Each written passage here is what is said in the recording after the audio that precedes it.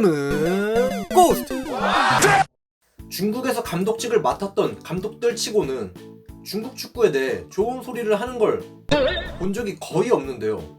이번 시간에는 중국 축구를 경험하고 나서 거침없이 팩폭을 날렸던 축구 감독들에 대해 한번 말해보도록 하겠습니다. 세리에 클럽들을 맡다가 일본 국대를 이끌었던 자케로니 감독은 2016 시즌 베이징과한 지휘봉을 잡으며 중국 리그를 경험했는데요. 2년 계약을 체결했으나 10경기 만에 경질당하고 말았습니다.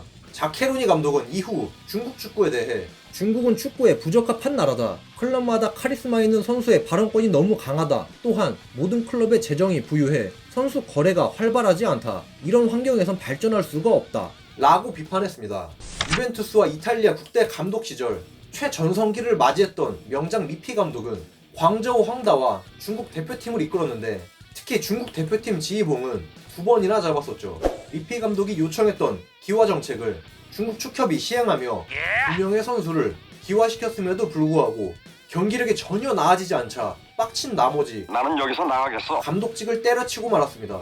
리피 감독은 이후 중국 축구에 대해 중국인들은 전통적으로 축구를 하지 않는다. 중국인들은 탁구를 한다. 축구를 하는 어린이들을 전혀 보지 못했다. 이제 중국은 학교에서 축구를 하기 시작했지만 노력해야 한다. 라며 아직도 걸음마 수준에 그치고 있다고 말했습니다. 일본 국대를 맡아 2002 월드컵에서 일본을 16강으로 이끌었던 트루시에 감독은 중국 리그 선전 FC와 항저우 리청 두 팀의 지휘봉을 잡았던 적이 있는데요. 트루시에 감독은 중국 축구에 대해 중국 선수와 외국 선수를 비교한다면 경험과 정신적인 면에서 차이가 벌어진다. 창의력과 모방이 부족하다. 라고 지적했습니다.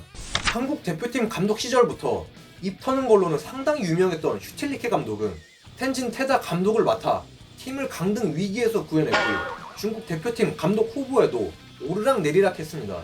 하지만 이번 시즌 리그 초반 1무 4패로 꼴찌에 위치하며 경질당하고 말았으나 슈틸리케의 능력 대비 의외로 상당히 오래 살아남았다고 볼 수 있습니다. 살아있네. 그런 슈틸리케 감독이 중국 대표팀에 대해 기화는 전력을 향상시키는 수단 중 하나지만 리그 내 외국인 선수와 마찬가지로 순전히 외국인 선수일 뿐이다. 중국 국가대표팀 유니폼을 입고도 중국어를 할 줄 몰라 팀 동료와 제대로 된 대화를 할 수 없다면 이는 좋지 않은 일이라고 본다.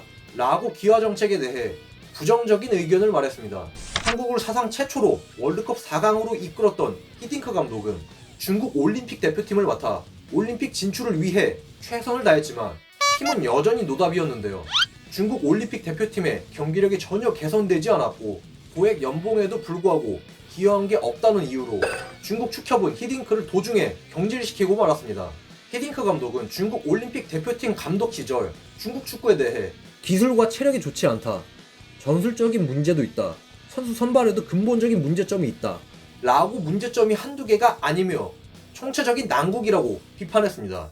5명의 축구 감독이 했던 발언들은 중국 축구를 경험했던 축구 감독들의 비판이며 완전 팩폭에 가까운 발언들이었기 때문에 중국 입장에서는 뼈아프게 들리겠지만 새겨들어야 할 게 아닌가 싶네요. 자, 지금까지 중국 축구를 향해 거침없이 팩폭을 날렸던 축구 감독들에 대해 한번 말해봤습니다. 재밌게 보셨다면 좋아요와 알림 설정 부탁드립니다. 감사합니다.